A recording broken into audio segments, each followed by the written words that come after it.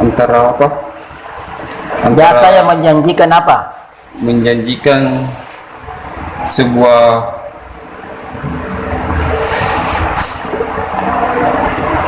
apa? Hampir betul, tapi banyak susah disebutkan. Jadi begini, menurut teori asuransi, ini teori ini ya, pajak. Jadi ini teori asuransi menyatakan bahwa negara itu adalah penyedia jasa, memberikan jasa kepada warganya. Jadi di sini negara sama dengan perusahaan asuransi. Dia memposisikan diri sebagai perusahaan asuransi, di mana negara memberikan jaminan atau memberikan negara bertindak sebagai pemberi jasa, ya, pemberi jasa. Kalau asuransi kita kenal istilah premi kan? Iya, premi itu apa? Iuran. Asuransi, perusahaan asuransi memberikan apa sebenarnya? Jasa apa? Yang tadi dibilang sama Fatma lagi. Fatma ya? Iya. Apa tadi jasa apa? Perlindungan. Jadi asuransi memberikan jasa perlindungan, entah perlindungan kecelakaan. Bukan berarti tidak akan kecelakaan, tidak. Perlindungan kematian, ya. Artinya kalau mati dikasih ganti rugi, ya. Tapi imbasnya yang diberikan tadi ganti rugi, yang nasabah tadi yang diberikan janji kalau kamu mati, misalnya mati muda, misalnya belum kawin sudah mati, nanti dikasih, ya, dikasih apa istilahnya, ya, ganti rugi sekian juta, sekian miliar misalnya. Imbasnya orang yang dijanji itu dia akan membayar premi. Nah, premi ini sama dengan pajak. Dalam teori asuransi, ya, menyatakan bahwa negara itu adalah perusahaan asuransi yang menyediakan jasa. Ada jasanya, apa jasa? Perlindungan. Karena negara sudah memberikan perlindungan, ya, maka rakyat di sini harus membayar premi. Premi itulah yang sama dengan pajak, sehingga pajak ditarik di situ. Ya, itu intinya. Jadi menurut teori ini, segera terlambat lagi nih. Jadi menurut teori ini bahwa negara itu adalah diibaratkan dengan perusahaan asuransi, di mana negara menyediakan jasa perlindungan kepada rakyat, ya.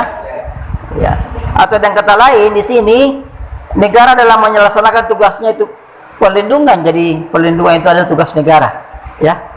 Dan negara memberikan perlindungan terhadap jiwa dan harta. Bukan cuma jiwa yang negara lindungi, ya, tapi harta juga. Negara juga punya tugas melindungi jiwa plus harta dari rakyatnya. Nah, tugas-tugas negara ini itu adalah penyedia jasa, ya. Artinya apa? Ya, negara menjamin bahwa setiap warga, setiap rakyat itu akan aman jiwanya, aman hartanya. Ada jasa perlindungan diberikan kepada rakyat, sehingga rakyat juga harus memberikan balas jasa. Kan dalam asuransi itu kan balas jasa, ya kan? Balas jasa itu. Jadi pajak itu dianggap premi, iuran kepada, ya, perusahaan asuransi. Seperti itu. Jadi negara menyediakan jasa perlindungan, kemudian rakyat karena sudah mendapatkan jasa perlindungan, maka rakyat harus membayar pajak. Pajak inilah yang sama dengan premi kalau dalam teori asuransi, ya. Kira-kira teori ini bisa enggak sesuai enggak dengan kondisi kita? Sesuai, persis sesuai. Coba kalian analisis dulu, Coba kalian analisis dulu, iya. Kan begini, kalau perusahaan asuransi itu begitu orang terkena bencana, matikan dia mengganti apa namanya? Saya pernah masuk di asuransi Aksa Mandiri, ya. Perjanjiannya itu kalau saya sakit dibiayai. Kalau saya tidak sakit kemudian jatuh tempo, maka uang saya kembali. Namanya asuransi investasi berjangka.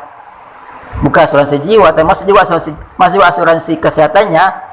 Tapi intinya dia asuransi investasi berjangka. Jadi ketika saya bayar premi setiap bulan, waktu itu kita bayar 300.000. Saya masih ke zaman swasta ini. Ketika saya masih swasta di tahun, umur saya waktu itu saya masih muda waktu itu, belum kawin. Masih umur 27 tahun. Saya ikut asuransi itu. Dibayar oleh kampus. Kan dulu kita kampus swasta ya. Kita negerikan tahun 2014 ini. Di tahun 2009 ini masih swasta. Nah, kita ada perjanjian bahwa apabila nanti namanya asuransi investasi berjangka. Jadi saya sebagai peserta membayar premi atau iuran kepada bank Mandiri waktu itu. Kemudian itu kalau nggak salah bayarnya 300.000 yang bayarkan kampus di zaman swasta ini ya. Kemudian setelah 25 tahun itu akan cair ya. Akan cair sekian puluh juta banyak. Hanya belum sampai 25 tahun kampus ini sudah menjadi negeri, sehingga itu dicairkan berdasarkan besaran saya cuma dapat 8 juta, tapi lumayan lah 8 juta itu kawan saya, uang kampus itu. Jadi kalau misalnya saya sakit dibayarkan. Nah, bagaimana teori asuransi ini di dalam alam nyata kita? Betulkah seperti itu? Kalau ini di asuransi ini nanti orang yang bayar premi yang dikasih, yang diberikan perlindungan. Kalau tidak bayar premi, sorry ya, gitu, sorry ya kalau tidak bayar premi. Masa tidak bayar premi minta apa? Minta perlindungan, ya? Ganti pembayaran rumah sakit kalau masuk rumah sakit. Apa sama di alam nyata kita ini? Di teori asuransi ini sama enggak? Tidak sama persis. Beda, makanya lemah ini. Apa lemahnya? Kan teori ini menyatakan nanti bayar premi, yang bayar premi baru didapat perlindungan kan? Nanti dia bayar premi baru dia mendapatkan jasa dari negara, dan butuh perlindungan. Kalau sakit dibiayai obatnya, dibayarkan gratis. Apa dibayarkan, tidak bayar rumah sakit, ya. Kalau kecelakaan dibayarkan rumah sakitnya. Kalau mati dikasih uang duka misalnya. Kalau sekolah disekolahkan. Pertanyaannya, apakah seperti itu dari alam nyata kita? Tidak. Tidak kan? Itu kelemahannya. Di dalam kenyataannya, walaupun orang tidak bayar pajak, ya, dia tetap diberikan perlindungan. Misalnya kalau masuk rumah sakit, dia punya askes misalnya, dia punya misalnya BPJS, iya kan? Tapi BPJS dibayar itu, iya. Tapi kan dulu sebelum BPJS di daerah kan ada yang tidak tercover dimaksud BPJS, apa namanya? Ada, iya, KIS, iya, Kartu Indonesia Sehat, itu kan tidak bayar kan? Padahal kan dia berpajak. Nah, tidak, walaupun tidak berpajak, pakai kartu itu dia bisa bebas berobat, tapi hanya tingkat puskesmas misalnya. Ataukah dia tidak pernah berpajak tapi dia dapat beasiswa di USN Kolaka, Fakultas Hukum, tapi tidak pernah berpajak karena di dalam pajak dia masuk golongan yang tidak bayar pajak memang, tapi dia dapat beasiswa. Dia tidak pernah dia tidak pernah membayar premi kepada negara, ya, kan premi selevel dengan pajak. Tapi ketika keadaan tertentu negara memberikan dia perlindungan, ya, memberikan jasa, negara memberikan jasa misalnya beasiswa, berarti kan tidak sesuai dengan asuransi ini ya. Nah, itu namanya teori asuransi. Itu kelemahannya, sehingga teori ini dianggap tidak cocok, karena kalau teori ini hanya cocok di retribusi sebenarnya.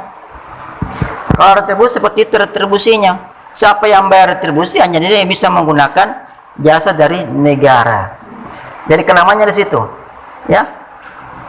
Dia lemah, teori lemah, dan sudah pasti terbantahkan karena negara itu tidak hanya memberikan jasa kepada orang yang bayar premi, ya, atau orang berpajak. Yang tidak bayar pajak pun malah dalam kenyataannya lebih banyak orang tidak bayar pajak, tapi lebih banyak orang mendapatkan jasa dari negara ya yang tidak membayar pajak.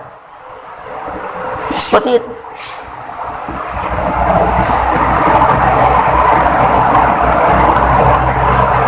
Sini paham? Ya. Yang kedua, teori kewajiban pajak mutlak.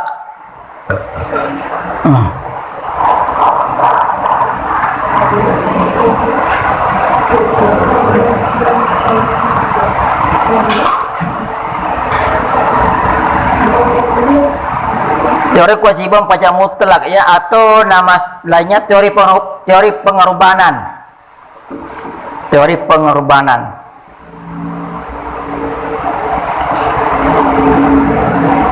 Teori pengorbanan begini. Saya di awal kuliah dulu selalu bilang bahwa tanpa negara maka tidak ada rakyat. Negara adalah subjek hukum yang paling pertama dan paling pertama dan asli. Negara inilah yang akan membentuk subjek hukum lainnya, ya. Negara inilah yang membentuk subjek hukum perdata dan sebagainya. Tanpa negara kita tidak akan bisa bebas beraktivitas. Orang kalau tidak punya negara maka dia tidak akan terlindungi. Saya sudah berikan contoh minggu lalu, misalnya Rohingya itu. Etnis Rohingya itu tidak punya negara. Di negara asalnya dia dulu tinggal sudah dicoret. Jadi pemerintah Myanmar yang merupakan tempat tinggal Rohingya dulu itu sudah mencoret Rohingya sebagai salah satu etnis di negaranya. Dicoret sehingga mereka tidak berkewarganegaraan. Nah, ada bidang ini teori kewajiban pajak mutlak atau teori pengorbanan. Jadi begini, teori ini berangkat dari atau bertitik tolak dari ajaran organ kenegaraan. Jadi apa ajaran organik? Jadi teori ini berangkat dari ajaran asli kenegaraan yang berpendapat bahwa tanpa negara manusia tidak akan ada. Jadi tanpa negara manusia tidak akan ada. Kalian sudah paham kata-kata ini? Ya. Tanpa negara manusia tidak akan ada. Nah, makanya bilang teori pengorbanan. Dari kata-kata ini, tanpa negara manusia tidak akan ada, sehingga ya sudah layaklah kalau manusia itu melakukan pengorbanan kepada negara sebagai balas jasa. Ya, karena manusia ya berpendapat bahwa tidak mungkin ada manusia kalau negara tidak ada. Artinya begini, bukan manusia yang tidak ada, tapi manusia tidak akan bisa hidup dengan nyaman kalau dia tidak punya negara. Kalau dia kecurian mau lapor sama siapa? Dia kan bukan subjek hukum dari negara itu, walaupun dia secara umum dia subjek hukum karena manusia, tapi tidak apa. Negara mana yang bisa melindunginya? Tidak. Sehingga berpendapat dari pendapat organik kenegaraan ya, bahwa tanpa negara manusia tidak akan ada. Seperti itu. Makanya wajib hukumnya kita baru-baru melaksanakan ini seboleh ke pemilu, wajib hukumnya sebagai kita memilih seorang pemimpin. Wajib hukumnya. Karena kalau kita semua tidak kompak memilih, maka tidak ada pemimpin itu. Kalau kita tidak punya pemimpin, nah kita akan seperti domba-domba. Kita akan jadi ternak itu, tidak pemimpinnya. Tidak ada yang berkuasa negara itu, tidak, maka negara itu dianggap bukan negara. Coba contoh Palestina. Palestina tidak ada penguasa, tapi kan terjajah, dianggap bukan penguasa.